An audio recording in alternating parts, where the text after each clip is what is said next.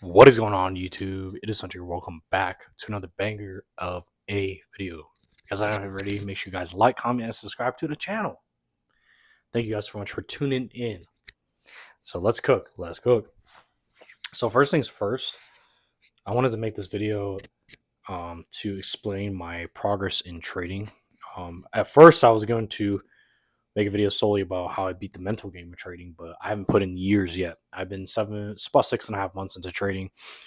And I'm at a stage right now, dude. May, I gotta tell y'all, was like my best month in trading, like hands down. I'm not saying I took like big, giant, enormous, profitable trades with thousands of dollars, no, but like learning my trading style and you know working with the guy that runs the whole Discord. He's been trading for 12 years, and all of us are in the Discord. All of us have our own rules. Some of the traders in that Discord, we correlate, we talk, and stuff like that. So if you guys are ready, make sure you guys like the video if you guys haven't already. So thank you guys so much for the first minute of the video. Sure, like, comment, subscribe. Okay. My goal with this channel is to be a mix of things, talking about life advice and also talking about something that I'm also passionate about, which is trading. The reason why I'm so passionate about it is because it's like a lot of people say, oh, trading is not really gambling and stuff like that. Trading can be gambling if you view it as gambling, basically. The way I view it is like it is gambling, but it's like a strategic, more professional way to do it. And I can compare trading to like playing poker, for example, or even sports betting, which both what they all have in common is that there's an edge to it. Like in poker, there's rich poker players, high roller poker players that do it for a living because they have the passion and the amount of hours and time that they play against other top high level players. It's the same thing with trading. You know what I mean? It's the same stuff. So you just got to remember that you are a retail trader, that you're not in these big institutions and these banks that trade these big trades and stuff like that. Even they lose sometimes. Even they lose trades. You know what I mean? You win some, you lose some. But I gotta say, this is just a reflection of 6 months into trading and what I've learned so far. Um, the biggest thing for me is realizing that it's a good chunk of it's mental. A good chunk of it is your psychology. And I had a video talking about why trading psychology is very important. So if you guys already meet, you're gonna have to scroll through my channel and look through it, or I might make a revised version. Now I'm just thinking about it now. I might make a revised version of that video. But you guys let me know, anybody that's a trader, in the description down below, if you guys want me to make a remade version or a remake of why trading psychology is important, right? But this is just a video to explain to y'all a mix of both of what I've learned in trading, the mistakes I've made, and literally how much I filled this journal. As you guys can see, I bookmark it. I'm like halfway filled with my good old trading journal. One thing about me, I realize about my trading is I see a lot of people journal their trades online using Notion or like some kind of paid software. For me personally, I'm old school. I will show you guys how old school I am. So, like I said, these are my more recent trades. As you guys can see, I kind of categorize them, organize them, and stuff like that. So I put filled, time, you know what I mean, entry, fill, close, and then how much percent gain. I don't write down how much profit I make in numbers because one thing I learned about trading is like you can't look to it as the money. Can't look to it or the money aspect, meaning like the outcome basically of like, oh my god, like I have to make money in trading because I got to pay my bills. Or if you keep thinking like that, you're not going to make any profit, right? So you kind of have to have like a valid why. So like for example, a valid reason why I want to be profitable in trading is so I can get my family into a better position, so I can take care of my family. Obviously, take care of myself first, get myself in a better position, and then take care of my family after that, so they can be in a better position. So that's a strong why. That's just an example. What is a bad example is like I just said, oh, I need the money because I need to pay my bills, or oh, I need the money because I want to get this, I want to get that, I want to get this car, I want to get this jewelry. Like, nah, bro, that's not how trading works. And I learned that real fast because when I started this, I was really expecting too much of an outcome and realizing that you know I have to be grateful for where I'm at now and get used to seeing bigger numbers and money psychologically as I venture into this journey of trading. So that's another thing I learned. Another thing I learned too is sometimes how to have a good stop loss, how to have proper risk management. I think is one of the most important things when it comes to trading, as I'm learning so far.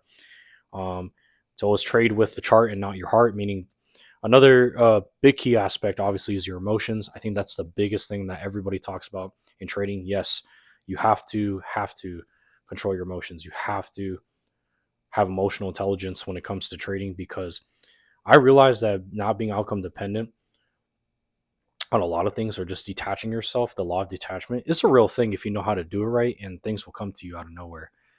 Like trading, you might click one day, where one day you'll just see that, oh my God, like there's a shift of like, man. Another part of it too is realizing that um building a relationship with God, I think, is another thing that I learned about trading.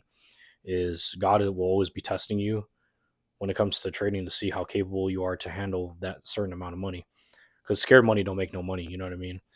And I learned that from a video from a guy talking about like how you have this perception of a scared money mindset, saying that you let your losers run, but then you cut your winners short. And that's exactly what happened. Like I've had that happen to me before. So it's like mistakes like that is like you learn as you go. You journal it down, because it's you versus you. You know what I mean?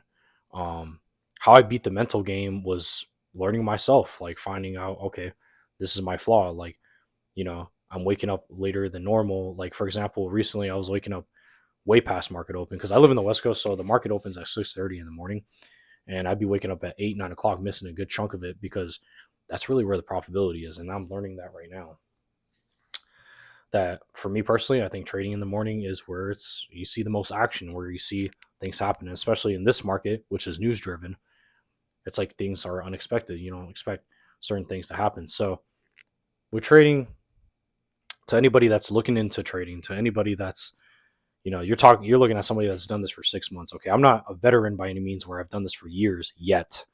Once I get to that veteran status, then you'll see me talk about more, and my hopefully I can get to a point where I can teach people my strategy or something, or I mean, some sort. So I'm learning my strategy. I'm learning how I do it as I go. Like I said, I'm still a beginner. I'm still a freaking newbie in this. Only 6 months, bro. I haven't marked a year yet, but I'm getting there. And dude, within the span of 6 months of consistently looking at the market, the patterns, you'll start to see them replay every time. Whatever the trader sees, whatever a trader that's been in the market for years sees, you see too. And keep in mind that there are traders, guys, out there that have been trading way longer than I have for years and still can't find profitability. Isn't that crazy? And I hope you guys, and I definitely don't want you guys to be one of those people, and myself either. But if you guys made it this far, be sure to like, comment, and subscribe to the channel. Thank you guys so much for watching this video this far. To anybody, any audience that has a good attention span, because I have a lot of value packed in this video. So I'm gonna end it here.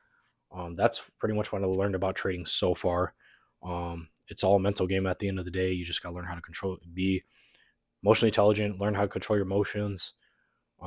Journal, journal, guys. That's why I showed you guys my physical journal. I'm old school. I like to write things down.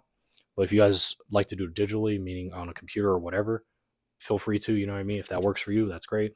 But I realized, and I've heard, like, a lot of traders, they don't journal their trades, and they wonder why they're not profitable.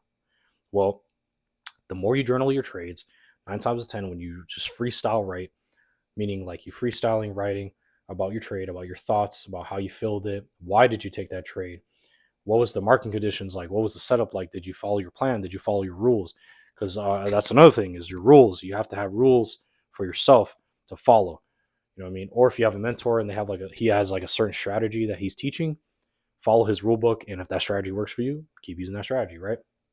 There is a rule book. Have your own rule book. That's very important. Yeah. So make sure you write down your trades. Hit the gym. Eat healthy. Have a good relationship with God, of course. Have hobbies. That is what's going to get you profitable, and that's what I'm doing right now, guys. That's like things that I just listed will definitely lead you to profitability. May not look like one of my hobbies, for example, is bowling. I went bowling today after my mentor session. It's a hobby of mine. I'm slowly but surely getting back to it. I was like, hey, it's something. It's something to do. That's better than, you know what I mean? Gives you a sense of clarity. You know what I mean? Because we're always working, we're always hustling. So to get your mind off of trading, have a hobby. Okay, have a hobby. Make sure you have that. If you're working a 9 to 5, keep the 9 to 5 until you have a year.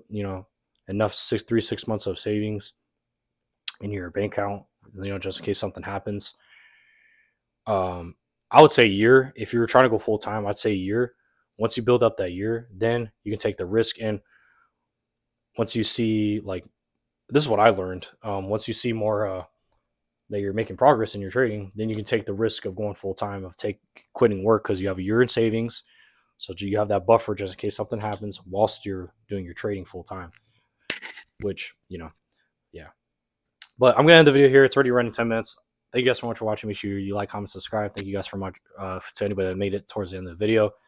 We got more bangers coming on the way. Hope this trading video helped you guys. Anybody that is, in the trading market just like I am. I'm 6 months into this, guys. I'm just new, just as y'all. Let's keep grinding. Let's keep going. And to any trader out there, keep doing what you're doing. Work on yourself. All these key things that you may not think, these good habits outside of your trading, do apply. So on the video here, thank you guys so much for watching, and I catch you guys in the next one.